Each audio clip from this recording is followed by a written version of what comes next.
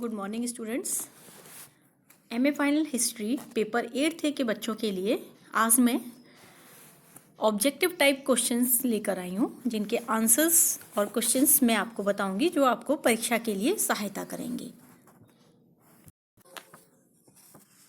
पहला क्वेश्चन है, प्राचीन भारत में जाति प्रथा के अतिरिक्त सामाजिक परिवर्तन से प्रभावित होने वाले दो अत्यंत महत्वपूर्ण स्थायी पक्ष क्या थे? जिन्होंने जाति प्रथा ने जिन्हें प्रभावित किया था, जिसकी वजह से सामाजिक परिवर्तन आए। नारियों की स्थिति, वैवाहिक संस्था। दूसरा ऑप्शन है खान पान, रीति रिवाज, सामाजिक नैतिकता, स्त्रियों की स्थिति। चौथा है नगरीय जीवन और आमोद प्रमोद। तो आपको पता है खान पान, रीति रिवाज, इनमें तो बस केवल बंधन जरूर लागू हुए थे, ऐसा कुछ नहीं हुआ था। सबसे ज़्यादा जाति प्रथा और सामाजिक जाति प्रथा के अलावा सामाजिक परिवर्तन ने जिसे प्रभावित किया था वो था नारियों की स्थिति और वैवाहिक संस्था। दूसरा क्वेश्चन है, प्राचीन भारत की सामाजिक संरचना की जानकारी का हमारा मुख्य स्रोत क्या है?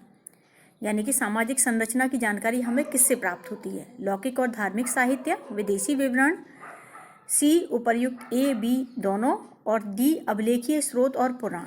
तो सामाजिक संरचना की जानकारी हमें सबसे ज़्यादा लौकिक और धार्मिक साहित्य और विदेशी साहित्य देता है, इसीलिए इसका आंसर हुआ सी, यानी कि ये दोनों ही ऑप्शन ए और बी हमें इसकी जानकारी देते हैं। जैसे विदेशी के अंतर्गत मैं आपको बता दूं, मैगस्थनीज भारतीय जाति व्यवस्था, समाज व्यवस्था, इनके बारे में जानकारी देता है। फाइयान ने इनकी जानकारी दी है।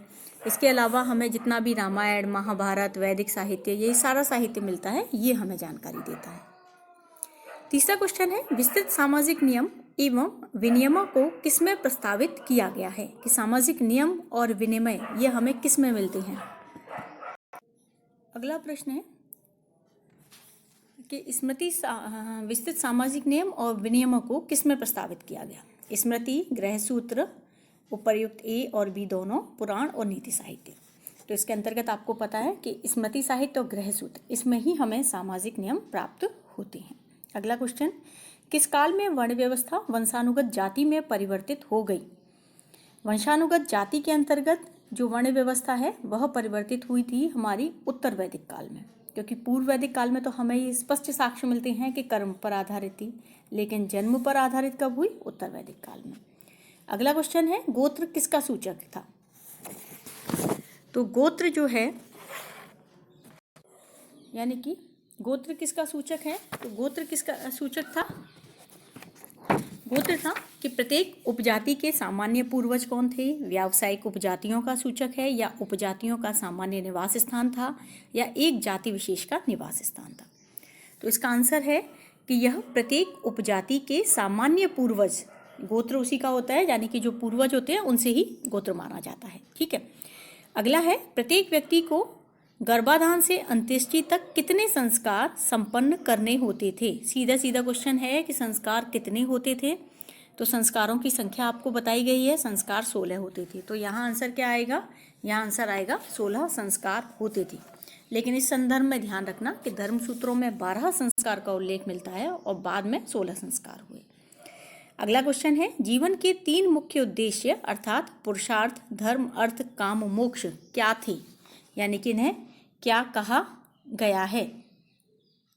तो ये थे, पहला है धर्म, आजीविका और काम, नैतिक, भौतिक और मनुष्य की इंद्रिय जन्य आवश्यकताएं, आध्यात्मिक, भौतिक और नैतिक आदर्श, नैतिकता, धन संपत्ति और विलासिता। इसका आंसर है बी, नैतिक, भौतिक और मनुष्य की इंद्रियजन्य आवश्यकताएं। अगला क्वेश्चन, वैदिक युग में वर्ण शब्द किस संदर्भ में प्रयुक्त किया गया था? व्यावसायिक समूह, आर्यों और अनार्यों के बीच अंतर स्पष्ट करने के लिए, 4 जातियां, या श्रम विभाजन। तो सीधा है, वैदिक युग में हमें वर्ण कब मिलता है? कृष्ण वर्ण और श्वेत वर्ण का शब्द प्रयोग मिलता है। तो आर्य और अनार्यों के बीच अंतर स्पष्ट करने के लिए वर्ण शब्द का सर्वप्रथम प्रयोग किया गया था। स्मृतियों में व्यक्ति को किस प्रकार की कन्या से विवाह करने की अनुमति दी गई है? ऑप्शन है इसमें, अपने ही वर्ण की कन्या से, अपने से एक निम्न वर्ण की कन्या से, उपर्युक्त ए और बी, और अंतिम है अपने से उच्च वर्ण की कन्या से। आपको ध्यान हो, विवाह संस्कार के अंतर्गत आपको ये बताया गया था कि सवर्ण विवाह इस समय में होते थे। दूसरा, ब्राह्मण 4 पत्नी रख सकता था, क्षत्रिय 3, वैश्य 2 और शूद्र केवल 1, यानी कि अपने से निम्न वर्ण की कन्या के साथ वे विवाह कर सकते थे। तो इसका आंसर है सी, उपर्युक्त ए और बी दोनों। अब है पुनर्भू किसे कहा जाता है। पुनर्भू किसे कहा जाता है, इसका ऑप्शन है वर्णशंकर जाति, तो वर्णशंकर जाति तो अलग है, पुनर्विवाहित विधवा, विधवा से उत्पन्न शिशु और तलाकशुदा स्त्री। यहाँ पुनर्भू शब्द का प्रयोग किया जाता है पुनर्विवाहित विधवा के लिए, यानी कि पुनः विवाहित होने वाली विधवा। अगला है प्राचीन काल में प्रचलित 8 प्रकार के विवाहों में सबसे आदर्श विवाह कौन सा था। आपको ध्यान है प्रशस्त अप्रशस्त 2 प्रकार की विवाह प्रणाली बताई गई थी। प्रशस्त विवाह प्रणाली में ब्राह्म, देव, आर्ष और गांधर्व। अप्रशस्त में पैशाच, राक्षस, प्रजा, इसके अंतर्गत प्रजापत्य भी आता है। ठीक है, इस तरह से विवाह प्रणाली थी। तो अब इसका अगर हम प्रशस्त या अच्छा आदर्श विवाह देखें तो ब्रह्म विवाह प्रणाली को आदर्श विवाह प्रणाली कहा जाता था। दूसरा है द्विज शब्द अर्थात द्विजन्मा किसके लिए प्रयुक्त होता था। ब्राह्मण के लिए, ब्राह्मण और क्षत्रिय के लिए, प्रथम 3 वर्णों के लिए और विद्वान के लिए। तो प्रथम 3 वर्णों के लिए द्विज शब्द का प्रयोग हमें प्राप्त होता है। अगला है निम्नलिखित में से कौन सा संस्कार स्त्रियों और शूद्रों के लिए वर्जित था। पहला चूड़ाकर्म, उपनयन, निष्क्रमण और नामधेय। आपको ध्यान होगा स्त्रियों के लिए शिक्षा धीरे धीरे बंद होती चली गई, तो ऐसे में उपनयन संस्कार जो विद्यारंभ संस्कार का प्रारंभ था, उस संस्कार को स्त्रियों और शूद्रों के लिए बंद कर दिया गया। अगला है किस प्रकार के कार्य संपन्न करने वालों के लिए द्विज शब्द का प्रयोग किया गया था। तो यहाँ है पारस्परिक खानपान करने वाले व्यक्ति, आपस में अंतर्विवाह करने वाले व्यक्ति, उपनयन संस्कार के उपरांत यज्ञोपवीत धारण करने वाले व्यक्ति, सभी प्रकार के यज्ञ एवं संस्कार संपन्न कराने वाले व्यक्ति। तो द्विज शब्द का प्रयोग उन व्यक्तियों के लिए किया जाता था जो उपनयन संस्कार के उपरांत यज्ञोपवीत धारण करते थे। अब है बौद्ध और जैन ग्रंथों में धनाढ्य, वैश्य, पूंजीपति वर्ग का उल्लेख किस रूप में किया गया है। इन्हें धनिक कहा गया, गृहपति कहा गया, श्रेष्ठन या वणिक कहा गया। तो बौद्ध और जैन ग्रंथों में इनके लिए शब्द का प्रयोग मिलता है हमें गृहपति। अगला क्वेश्चन, शूद्रों में निम्नतम स्थान किसे दिया गया था। कसाई, मछुआरे, चांडाल या अंत्यज। तो ये ध्यान रखिएगा चांडाल को सबसे ज़्यादा निम्नतम स्थान दिया गया, क्योंकि चांडालों को नगर के बाहर रखने के लिए आदेश दिए गए थे। अगला है अस्थायी रूप से दास बनाए गए लोगों की क्या श्रेणियां थी। यानी कि अस्थायी रूप से दास कौन बनते थे। अपराध के लिए दंड स्वरूप बनाए गए दास, युद्धबंदी, ऋणी लोगों का दासत्व या उपर्युक्त सभी। तो स्वाभाविक है सभी जो लोग इसके अंतर्गत सभी लोग जो थे वो कुछ काल के लिए ही दास बनाए जा सकते थे। अगला है गार्गी संहिता, महाभारत तथा अन्य ग्रंथों में दिए गए कलयुग के वर्णन में किसका सामान्य चित्र प्रस्तुत किया गया है। सामाजिक व्यवस्था का अधपतन, अधर्म का प्रभुत्व, अनार्यों तथा शूद्रों का प्रभुत्व, उपर्युक्त सभी। तो गार्गी संहिता और महाभारत में हमें यह सब व्यवस्थाएं देखने को मिलती हैं, इसलिए इसका आंसर होता है डी, यानी कि ये सारी व्यवस्थाएं। अगला है यवन, शक या अन्य विदेशियों का किस रूप में भारतीय समाज में विलय हुआ। यानी कि भारतीय समाज ने इन विदेशी शक्तियों को विलय तो किया, लेकिन किस रूप में किया था विदेशी शक्तियों को। मलेच्छ के रूप में, शूद्र के रूप में, या शूद्र के रूप में, या क्षत्रिय के रूप में। तो आपको पता होगा राजपूत के उत्पत्ति के संदर्भ में हम ये पढ़ते हैं कि इन सबको क्षत्रिय के अंतर्गत, क्योंकि युद्धोपजीवी थी, युद्ध करने वाली थी, इसीलिए इन्हें क्षत्रिय के अंतर्गत सम्मिलित किया गया। अगला है कोई विधवा केवल उस समय अपने मृत पति की संपत्ति की उत्तराधिकारिणी हो सकती थी जब उसके कोई पुत्र न हो, उसके परिवार में कोई पुरुष सदस्य न हो, पति की मृत्यु से पूर्व उसका तलाक हो गया हो, जब मृत पति ने पत्नी के पक्ष में वसीयत छोड़ी हो। तो विधवा को मृत पति की संपत्ति में उत्तराधिकारी तभी बनाया जाता था जब उसके पुत्र न हो, जिससे उसका जीवन भरण हो सके। अगला है वात्सायन के कामसूत्र में नागरिकों का विस्तृत वर्णन किससे संबंधित है। यानी कि नागरिक शब्द जो प्रयोग किया गया है वो किसके लिए किया गया है। तो इसके अंतर्गत है नगरीय क्षेत्रों के नवधनाढ्य व्यक्ति, नगर के फैशन प्रिय धनाढ्य व्यक्ति, नगरों के दुष्चरित व्यक्ति, नगर के संपन्न लोग। यहाँ कामसूत्र के अंतर्गत जो शब्द प्रयोग किया गया वो किया गया नगर के फैशन प्रिय धनाढ्य व्यक्ति, यानी कि जो अमीर व्यक्ति थे। अगला है, गणिकाओं और वैश्याओं को किस कारण से समाज में सम्मानजनक स्थान प्राप्त था। रूप जीवा इनके लिए शब्द प्रयोग किया गया जाता है कि वे अत्यधिक सुसंस्कृत और शिक्षित महिलाएं थीं। वे नृत्य, संगीत और प्रसिद्ध शिष्टाचार में निपुण थी। उपर्युक्त ए और बी दोनों, वे केवल लोगों का मनोरंजन करती थी। तो यहाँ ध्यान रखना कि जितनी भी वैश्याएं और गणिकाएं थी, कई बार वे बहुत सुशिक्षित भी होती थी और साथ ही वे नृत्य, संगीत और अनेक विधाओं में निपुण भी होती थी। इसीलिए यहाँ हम कह सकते हैं कि सी इसका आंसर होगा। अगला है, मनु एवं याज्ञवल्क्य के अनुसार किस प्रकार के धर्म सम्मत विवाह थे। एक ही वर्ण में लेकिन विभिन्न गोत्रों में होने वाले, प्रथम 3 वर्णों के स्त्री और पुरुषों के मध्य, उपर्युक्त ए और बी दोनों, उच्च वर्ण के पुरुष और निम्न वर्ण की स्त्री के मध्य। ये क्वेश्चन अभी थोड़ी देर पहले भी आया था, तो उसके अंतर्गत है उच्च वर्ण का पुरुष और निम्न वर्ण की स्त्री, यानी कि अनुलोम विवाह। अनुलोम विवाह का ये लोग विरोध करते हैं, इसलिए इसका आंसर होगा सी। अगला है, सपिंड शब्द का प्रयोग किस संदर्भ में होता था। मातृपक्ष के रक्त संबंधी, पितृपक्ष के एक ही गोत्र के व्यक्ति, ए और बी और डी है इसका आंसर के एक ही वर्ण के व्यक्ति। तो यहाँ सपिंड शब्द का जो प्रयोग किया जाता था वो रक्त संबंधों के लिए किया जाता था। अब ये मातृपक्ष के रक्त संबंधी भी थे और पितृपक्ष के एक ही गोत्र के व्यक्ति भी होते थे, इसलिए इसका आंसर है ए और बी दोनों। अगला है, ब्राह्मणों के लिए प्रचलित कौन सा खानपान निषिद्ध था। मदिरा, मांस, उपर्युक्त ए और बी दोनों, और डी शूद्रों द्वारा प्रयुक्त भोजन। तो यहाँ मदिरा जो थी वो उनके लिए निषिद्ध बताई गई है।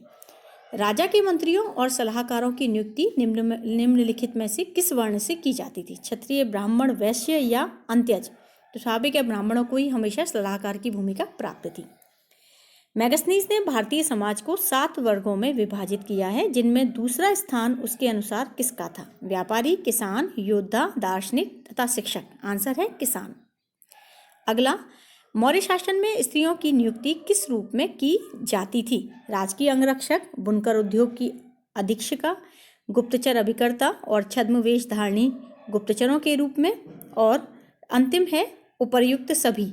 तो स्त्रियों की नियुक्ति इन सभी रूपों में ही की जाती थी। अगला है, गुप्तकाल की सबसे प्रसिद्ध स्त्री शासिका कौन थी। आंसर है इसके कुबेर नागा, प्रभावती गुप्ता, राज्यश्री, कुमार देवी। तो यहाँ ध्यान रखना, प्रभावती गुप्ता को स्त्री शासिका कहा जाता है क्योंकि प्रभावती गुप्ता चंद्रगुप्त द्वितीय की पुत्री थी और उसने अपने पुत्रों के नाम पर वाकाटक राज्य को संभाला था। अगला है, चीनी यात्री हुएनसांग के अनुसार मनुष्यों का वह कौन सा वर्ग था जो नगर सीमाओं के बाहर रहता था और नगर सीमा में प्रवेश करते समय उन्हें काष्ठ करताल बजाना पड़ता था ताकि लोग उनसे दूर रह सकें। वह वर्ग चांडाल वर्ग था। ठीक है, लेकिन यहाँ ये ध्यान रखना, ये क्वेश्चन हुएनसांग दे रखा है लेकिन यहाँ वास्तव में यह फाहियान है। फाहियान ने यह वर्णन किया है। अगला है, क्षत्रिय वर्ग की जनसंख्या में किस कारण वृद्धि हुई थी। क्षत्रियों में बहुविवाह का प्रचलन था। विदेशियों का द्वितीय वर्ग के क्षत्रियों के रूप में आत्मसातकरण हुआ। विशाल योद्धा वर्ग बनाने की आवश्यकता, उपर्युक्त सभी। तो सबसे ज़्यादा वृद्धि किसके लिए हुई। विदेशियों को क्षत्रियों में आत्मसात कर दिया गया था। अगला है, शूद्र जातियों की संख्या एवं विविधता में किस कारण अत्यधिक वृद्धि हुई। पिछड़े एवं जनजातीय लोगों की विजय, आदिम जनजातियों का हिंदू समाज में आत्मसात कर। शूद्र जातियों की संख्या में वृद्धि होने का कारण क्या था। पिछड़े एवं जनजातीय लोगों की विजय, आदिम जनजातियों का हिंदू समाज में आत्मसातीकरण, यह दोनों कारण थे जिसकी वजह से शूद्र जातियों में वृद्धि हुई थी। अगला क्वेश्चन है, सती का प्रथम शिलालेखीय उल्लेख हमें कहाँ से प्राप्त होता है। 510 ईस्वी का ये मैंने आपको अभिलेख बताया था, एरन अभिलेख है जो कि मध्य प्रदेश से हमें प्राप्त होता है। इसमें सेनापति गोपराज की पत्नी का हूणों के विरुद्ध लड़ते हुए मृत्यु बताई है, जिसके पीछे उसकी पत्नी जो थी वो सती हो गई थी। अगला क्वेश्चन है, इस युग के अत्यंत प्रसिद्ध शासकों का उनके शिलालेखों में जाति प्रथा और व्यवस्था को सुलझाने में लगे हुए हैं तथा जातियों को अपने कार्यक्षेत्र तक सीमित रखने के लिए तत्पर के रूप में उल्लेख किया गया है। इससे क्या पता चलता है कि सामाजिक संरचना में जो तीव्र परिवर्तन हो रहे थे उन तीव्र परिवर्तनों को रोकने का प्रयास राजाओं के द्वारा किया जा रहा था ठीक है, तो ये हमें इसका 34 का आंसर है सी। अगला है, जीवन के विभिन्न क्षेत्रों में वर्णभेद सुस्पष्ट हो गए थे। निम्नलिखित किस क्षेत्र में यह वर्णभेद पहले की अपेक्षा कम कठोर थे? इसके आंसर्स के ऑप्शन हैं सहभोजिता, हस्तशिल्प वैशिष्ट्य, वित्तीय मामले, न्यायिक मामले। आंसर है हस्तशिल्प वैशिष्ट्य, कि यह कम कठोर थे, कोई भी व्यक्ति एक दूसरे का हस्तशिल्प सीख सकता था। फिर भी ब्राह्मणों द्वारा ब्याज पर धन देना वर्जित था, तथापि निम्नलिखित में से किस स्मृतिकार ने ब्राह्मणों को कम ब्याज पर पतित लोगों को ऋण देने की अनुमति प्रदान की थी? ऑप्शन है आपस्तंभ, पतंजलि, मनु, बृहस्पति, और आंसर है पतंजलि। प्राचीन भारत में ऐसे अनेक दृष्टांत मिलते हैं जब एक सामाजिक वर्ग के व्यक्तियों ने अन्य वर्ग के व्यक्तियों का व्यवसाय अपना लिया था। निम्नलिखित में से कौन सा दृष्टांत तत्संबंधी व्यावसायिक परिवर्तन से संबंधित नहीं है? ब्राह्मणों एवं हस्तशिल्प वर्ग के व्यक्तियों ने सैनिक या क्षत्रियों का व्यवसाय अपना लिया। योद्धा वर्ग के लोग व्यापारियों के रूप में उल्लिखित किए गए। वैश्यों को पुरोहित के कार्य करते हुए निर्दिष्ट किया गया, या वैश्य एवं शूद्र शक्तिशाली साम्राज्यों के शासक बन गए थे। तो ये हमें कई चीज़ें तो दिखाई देती हैं कि समाज में थी, जो नहीं दिखाई देता वो था वैश्यों को पुरोहितों के कार्य करते हुए निर्दिष्ट किया गया है, यानी कि आंसर है सी। अगला है, द्विज शब्द जो मूलतः 3 उच्च वर्णों के लिए प्रयुक्त होता था, गुप्त काल में अधिकतर किसके लिए प्रयुक्त हुआ है? आंसर ब्राह्मण क्षत्रिय, ब्राह्मण और वैश्य, ब्राह्मण और राजपूत। आंसर है इसका सी, ब्राह्मण। अगला क्वेश्चन, मौर्य काल में निम्नलिखित किस वर्ण के जीवन स्तर में पर्याप्त सुधार हुआ? ऑप्शन क्षत्रिय, वैश्य, शूद्र और अंत्यज, और इसका आंसर है शूद्र, क्योंकि शूद्रों को कृषि करने का अधिकार प्राप्त हो गया था, तो उनकी सामाजिक स्थिति थोड़ी सी उन्नत हुई थी। अगला है, जातियों की संख्या वृद्धि के लिए निम्नलिखित में से कौन सा कारण उत्तरदायी नहीं था? जनजातियों का हिंदू समाज में विलय, व्यावसायिक समुदायों का उदय, नए हस्तशिल्पों का विकास, स्मृतिकारों द्वारा सामाजिक शुद्धता को बनाए रखने की इच्छा। ऐसा नहीं था, तो इसलिए इसका आंसर है डी, कि स्मृतिकारों ने सामाजिक शुद्धता को बनाए रखने के लिए बहुत ज़्यादा प्रयास नहीं किए, उनके द्वारा तो नियम लिखे गए हैं। अगला है, जाति प्रथा का मूलभूत सामाजिक महत्व क्या था? इससे समाज की आर्थिक गतिविधियों को स्थायित्व एवं शक्ति प्राप्त हुई, इसने सामाजिक सुरक्षा प्रदान की, इसने प्रजातीय शुद्धता को बनाए रखने में सहायता की, इसने सामाजिक तनावों को नियंत्रित किया। आंसर है इसने सामाजिक सुरक्षा प्रदान की। अगला, दक्षिण भारतीय समाज की मुख्य सामाजिक संरचना निम्नलिखित में से किसके द्वारा स्पष्ट इंगित होती है? ब्राह्मण क्षत्रिय शूद्र, क्षत्रिय वैश्य अस्पृश्य, ब्राह्मण शूद्र अस्पृश्य, ब्राह्मण वैश्य और शूद्र। इसका आंसर है सी, ब्राह्मण शूद्र और अस्पृश्य, कि ये दक्षिण भारतीय समाज के अंतर्गत थे। अगला, जाति पर आधारित समाज में विदेशियों का आत्मसातकरण सामाजिक सिद्धांतवादियों के लिए एक समस्या थी।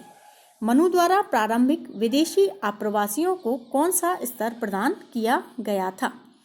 मनु ने निम्न कोटि के क्षत्रिय उन्हें कहा था। आंसर है बी।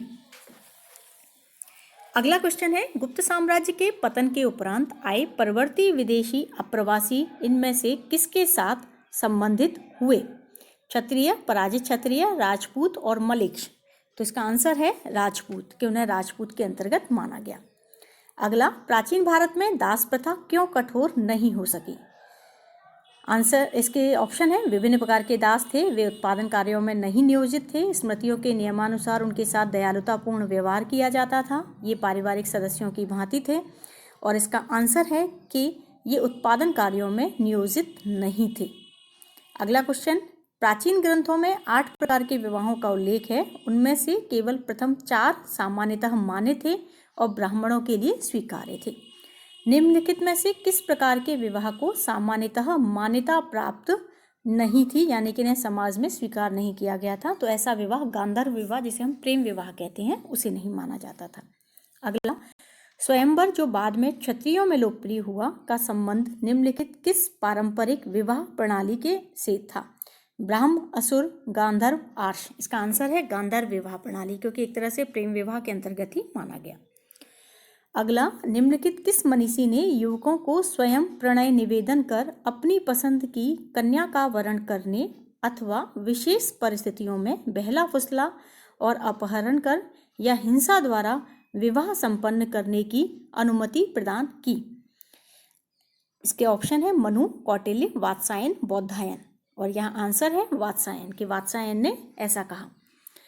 अगला, अनुलोम विवाह से उत्पन्न संतान को कौन सा वर्ण या जाति प्रदान की जाती थी? अनुलोम विवाह कहते हैं जहाँ पिता उच्च वर्ण का हो और पत्नी जो है वो निम्न वर्ण की हो। ठीक है। ऑप्शन, पिता के समतुल्य, माता के समतुल्य, और माता पिता के मध्य का स्थान, माता पिता से निम्न भिन्न स्तर। तो इसके अंतर्गत है माता पिता के मध्य का स्थान इसके अंतर्गत माना गया है। अगला है, ब्राह्मण पुरुष और शूद्र स्त्री से उत्पन्न संतान को किस जाति की श्रेणी में रखा जाता था? यानी कि ये भी अनुलोम विवाह ही हो गया। क्षत्रिय, वैश्य, शूद्र और निषाद, ये ऑप्शन दे रखे हैं और आंसर है निषाद श्रेणी के अंतर्गत रखा गया।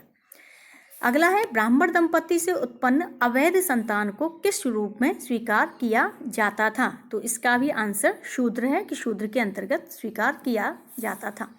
अगला है, निम्नलिखित किस संप्रदाय ने स्त्रियों को अपने धर्म में महत्वपूर्ण स्थान प्रदान किया और स्त्री साधिकाओं या भिक्षुओं की व्यवस्था शुरू की? ऑप्शन इसके अंतर्गत हैं जैन, बौद्ध, आजीवक, तांत्रिक संप्रदाय। तो यहाँ ध्यान रखिएगा, पूर्व मध्यकाल में तंत्र संप्रदाय जो था वो भारत में प्रचलित हुआ और तांत्रिक संप्रदाय में स्त्रियों को भी पुरुषों के समान माना गया। अगला क्वेश्चन, वात्सायन द्वारा वर्णित विशिष्ट वर्ग के और सुसंस्कृत नगरीय व्यक्तियों के जीवन से क्या पता चलता है? ऑप्शन, नगरों का फैशन केंद्रों के रूप में उदय, धनाढ्य व्यापारी वर्ग का उदय, फैशन के प्रति जागरूकता, धन संपन्न एवं सुसंस्कृत धनाढ्य वर्ग का नगरों में उदय। इसका आंसर है धन संपन्न एवं सुसंस्कृत धनाढ्य वर्ग का नगरों में उदय हो रहा था। अगला क्वेश्चन है, जातियां वर्णों से भिन्न थीं क्योंकि हमें यह विदित है कि जाति किसी विशेष हस्तशिल्प या व्यवसाय के विशिष्टीकरण की सूची थी। किसी वर्ग वर्ण विशेष के व्यक्ति अपना व्यवसाय बदल सकते थे। उपर्युक्त ए और बी जातियां वर्णों का अपमिश्रण थी। तो पहले ए और बी दोनों सही हैं, इसीलिए इसका आंसर है सी।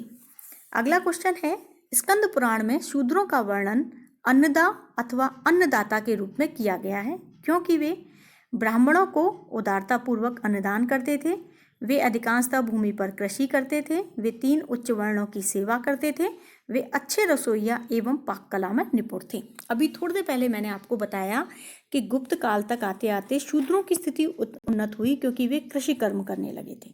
स्कंद पुराणों का जो अंतिम संकलन हुआ है वो गुप्त काल के अंतर्गत माना जाता है। तो इसीलिए यहाँ आंसर होगा कि वे अधिकांशतः भूमि पर कृषि करते थे, इसीलिए उन्हें अन्नदा या अन्नदाता कहा गया है। अगला क्वेश्चन है, किस प्रकार के व्यक्तियों को अस्पृश्य कहा जाता था? अस्पृश्य कहते हैं छुआछूत वाले व्यक्तियों को। ठीक है। ऑप्शन है जनजातियों के वे लोग जिनका हिंदू समाज में विलय न हो सका, वे विदेशी जिनका हिंदू समाज में विलय न हो सका, अपराधी जनजातियों के लोग, अपराधी और तिरस्कृत लोग। तो यहाँ आंसर है अपराधी जनजातियों के लोग। अगला क्वेश्चन, स्त्रियों की किस प्रकार की व्यक्तिगत संपत्ति को स्त्रीधन का नाम दिया गया? आभूषण तथा वस्त्र, पिता से प्राप्त दहेज, माता द्वारा उत्तराधिकार में प्राप्त संपत्ति, और डी उपर्युक्त सभी। तो इसके अंतर्गत स्त्रीधन का जो नाम दिया गया वो उपर्युक्त सभी संपत्ति जो थी उसे माना गया। इसका आंसर है डी। अगला क्वेश्चन है, मनु जैसे प्रारंभिक स्मृतिकारों द्वारा मान्य नियोग प्रथा क्या थी? यानी कि नियोग प्रथा किसे कहते हैं? मृतक पति के परिवार की सहमति से किसी पुरुष के साथ निसंतान विधवा का विवाह संबंध, निसंतान विधवा का कामना से मृतक पति भाई अथवा निकट संबंधी से विवाह संबंध, किसी अक्षत योनि वाली विधवा का विवाह, एक ऐसी प्रथा जिसमें मृतक योद्धा की पत्नियां आत्मदाह कर लेती हैं। आंसर है बी। अगला है, मनु एवं याज्ञवल्क्य की स्मृतियों में स्त्रियों को किसके समतुल्य माना गया? तो स्त्रियों को शूद्रों के समतुल्य माना गया है। अगला क्वेश्चन है, महात्मा बुद्ध द्वारा भिक्षुणियों के बौद्ध संघ में प्रवेश से स्त्रियों की स्थिति में क्या परिवर्तन आया? महात्मा बुद्ध ने जब प्रवेश कराया तो इससे भिक्षुओं के भांति उन्हें भी लोकहितकारी कार्य करने के अवसर प्राप्त हुए और स्त्रियों को समान अधिकार के सिद्धांतों को मान्यता मिली। आंसर है डी, उपर्युक्त बी और सी दोनों। अगला क्वेश्चन, किन प्राचीन ग्रंथों में सती होने को एक जघन्य अपराध बताया गया है और यह कहा गया है कि जो स्त्री सती होकर पाप करती है उसका फल नरक और गमन होता है? आंसर है स्मृति चंद्रिका और बाणभट्ट द्वारा लिखित हर्षचरित। अगला क्वेश्चन है, दाय भाग के संबंध में स्मृतियों एवं धर्मशास्त्रों की क्या व्यवस्था थी? तो यहाँ आंसर है कि विधवा स्त्री किसी भी स्थिति में पति की संपत्ति की उत्तराधिकार में प्राप्त नहीं कर सकती। दाय भाग यानी कि उसका क्या अधिकार था। 63, मौर्य एवं मौर्योत्तर काल में रूप जीवाओं को अत्यधिक सम्मानित स्थान प्रदान किया गया था। ये रूप जीवाएं कौन थी? संगीत, नृत्य एवं अन्य कलाओं में प्रवीण वैश्याओं को रूप जीवा कहा जाता था। Answer C. अगला क्वेश्चन, पुनर्भू एवं नियोग का किस सामाजिक नियम या व्यवस्था के साथ संबंध है? इसका आंसर है स्त्रियों के पुनर्विवाह से। पुनर्भू अभी आया भी था क्वेश्चन, वही है। अगला क्वेश्चन है, वैष्णव धर्म के उदय से भारत में खान पान व्यवस्था में क्या परिवर्तन आया? आंसर है सी, मांस मदिरा सेवन को अत्यधिक निंदनीय एवं अधार्मिक कृत्य माना जाने लगा। लास्ट क्वेश्चन है, प्राचीन भारतीय धर्मशास्त्रों में पुत्री के स्थान पर पुत्र को ही सर्वाधिक महत्व क्यों दिया गया? पुत्र को भवसागर पार करने वाली तरणी या नौका माना जाता था। बी, पितृसत्तात्मक परिवार परंपरा में पुत्र द्वारा ही वंश चलता था। पुत्र के बिना अनेक संस्कार जैसे कि अंत्येष्टि, श्राद्ध, पिंडदान आदि पूर्ण नहीं हो सकते थे। और अंतिम है उपर्युक्त सभी। तो पुत्र को बहुत अधिक महत्ता प्रदान की गई थी, इसीलिए इसका आंसर है डी। आशा करती हूँ कि इन क्वेश्चन आंसर्स से आप विद्यार्थियों को सहायता प्राप्त होगी एग्जाम के लिए भी और आगे आपके प्रतियोगिताओं की तैयारी के लिए भी। धन्यवाद।